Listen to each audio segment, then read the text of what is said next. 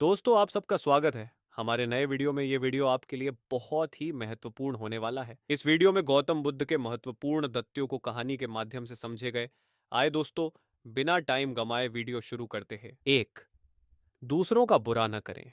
अपनी प्राण रक्षा के लिए भी जानबूझकर किसी प्राणी का वध न करें। जहां मन हिंसा से मुड़ता है, वहां दुख अवश्य ही शांत हो जाता है। दूसरा, सत्य के बारे में तीन चीजें ज्यादा देर तक छुपी नहीं रह सकती। वे हैं सूर्य, चंद्रमा और सत्य। जिस तरह सूर्य रोज प्रत्यक्ष दिखाई देता है, चंद्रमा भी दिखाई देता है, उसी तरह सत्य कभी न कभी सामने आ ही जाता है।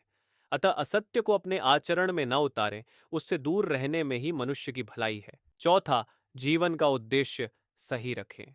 जीवन में किसी उद्देश्य या लक्ष्य तक पहुंचने से ज्यादा महत्वपूर्ण उस यात्रा को अच्छे से संपन्न करना होता है। पांचवा, न प्रेम का मार्ग अपनाएं। बुराई से बुराई कभी खत्म नहीं होती। घृणा को तो केवल प्रेम द्वारा ही समाप्त किया जा सकता है। यह एक अटूट सत्य है।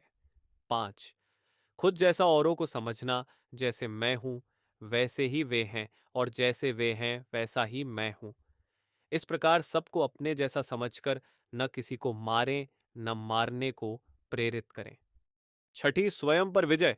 जीवन में हजारों लड़ाइयां जीतने से अच्छा है कि तुम स्वयं पर विजय प्राप्त कर लो। फिर जीत हमेशा तुम्हारी होगी। इसे तुमसे कोई नहीं छीन सकता। सातवां, दूसरों को सुख दें। मनुष्य यह विचार किया करता है कि मुझे जीने की इच्छा है, मरने की नहीं।